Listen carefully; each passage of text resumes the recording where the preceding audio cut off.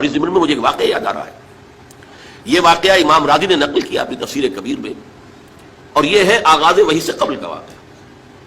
کیونکہ حضور کی زندگی میں یہ جو دن آئے تھے 25 برس کی عمر سے لے کے 40 برس کی عمر تک، 25 برس کی عمر تک کی آپ کی زندگی بڑی مشقت کی زندگی رہی، بڑی محنت کی زندگی رہی، افلاس کی زندگی رہی، تنگ دستی کی زندگی رہی. عین بچپن میں آپ بھیڑے بکریاں چراتے رہے علا قراغیت، چند ٹکوں کے عوض. یہ حضور کے اپنے الفاظ ہیں، میں چند ٹکوں کے معاوضے میں اب بھیڑے بکریاں چراتا تھا.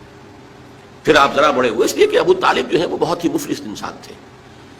سرپرستی تو وہ کر رہے تھے، لیکن واقعہ یہ ہے کہ پرورش کی ہے محمد رسول اللہ نے خاندان ابو طالب کی، اپنی مزدوری سے، اپنی محنت سے، اپنی مشقت سے. پھر آپ نے تجارت کرنی شروع کی ملازمت کی شکل میں. تو یہ سخت دن تھے. وَوَجَدَكَ عَائِلًا فَأَغْنَىٰ، پایا اللہ نے آپ کو کیا تنگ دست ہیں تو اللہ نے غنی کر دیا. غنی کس طور سے کیا؟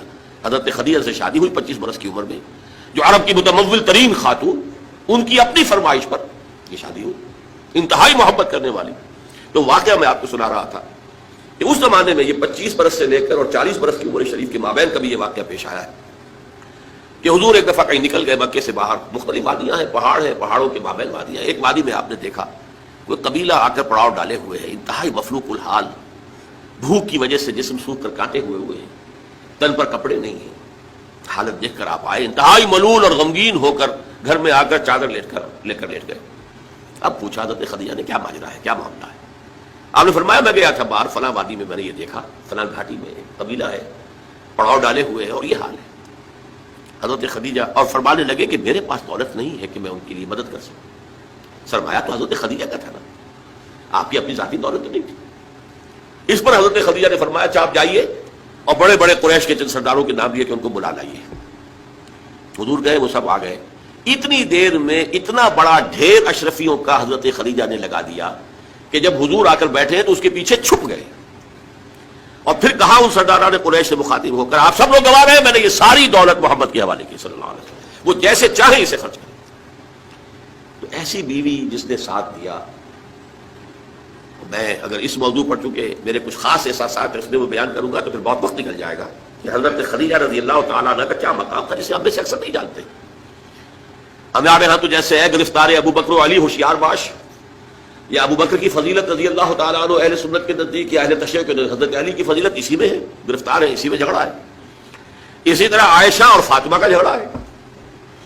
ایک گروہ ہے کہ جو حضرت عائشہ رضی اللہ تعالیٰ عنہ کو بہت بلند کرتا ہے، اونچا رکھتا ہے. دوسرا گروہ ہے جو حضرت فاطمہ رضی اللہ تعالیٰ عنہ. لیکن یہ کہ حضرت خدیجہ الکبریٰ کا ذکر نہیں ملتا، بہت کم ملتا. بلکہ میں نے جب ابھی شاید 2-3 سال ہوئے ہیں جب میں گیا تھا ایران، اور وہاں کے اچھے مشاہدات میں سے تہران کے ایک یہ بھی تھا کہ انہوں نے خالص خواتین کی یونیورسٹی قائم کی ہے. اس کا نام رکھا جامعۃ الزہراء، حضرت فاطمہ رضی اللہ تعالیٰ عنہ کے نام پر انہوں نے یونیورسٹی قائم کی.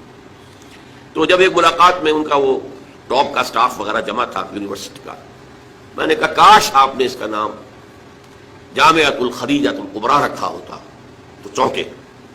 میں نے کہا دیکھیے یہ سنیوں اور شیعوں کے مابین مدرسۃ العائشہ للبنات، یعنی جو بھی کوئی رکھے گا یہاں پہ مدرسہ بنائے گا سنیوں میں سے، خاص طور پر اہل حدیث جنہیں عرف عام میں وہابی کہتے ہیں، وہ حضرت عائشہ کے نام پر مدرسہ بنائیں گے. بچیوں کے لیے مدرسہ حضرت عائشہ کے نام پر، شیعہ ہوں گے تو حضرت فاطمہ زہرا کے نام پر. لیکن حضرت فاطمہ کی والدہ حضرت خدیجہ جو صدیقۃ الکبریٰ ہے، ان کے نام کے ساتھ کبریٰ اس لیے جمع ہوا ہے. صدیق اکبر، الصدیق الاکبر ہے حضرت ابو بکر رضی اللہ تعالیٰ عنہ. الصدیقۃ الکبریٰ جیسے حضرت مریم کے بارے میں آتا ہے قرآن میں کان امہ صدیقہ، تو اس امت کی الصدیقۃ الکبریٰ حضرت خدیجہ رضی اللہ تعالیٰ عنہا.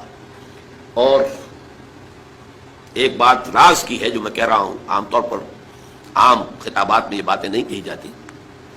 مجھے تو محسوس ایسا ہوتا ہے کہ اللہ تعالیٰ نے حضرت خدیجہ کی ذات میں حضور کو صرف بیوی کی وفاداری اور وفا شعاری اور محبت نہیں دی ہے، والدہ کی شفقت بھی دی ہے. حضور محروم ہوئے بہت ارلی عمر میں، والد کو تو دیکھا ہی نہیں، والدہ کی شفقت سے بھی بہت جلد محروم ہوئے. عمر کا فرق اتنا تھا 25 اور 40، اندازہ کیجیے. اور آپ کو معلوم ہے میری نانی میرے بڑے ماموں سے 13 برس بڑی تھی. 13 برس میں ان کی ولادت ہو گئی تھی، اور عرب کا معاملہ تو اور گرم ماحول کا تھا. تو کیا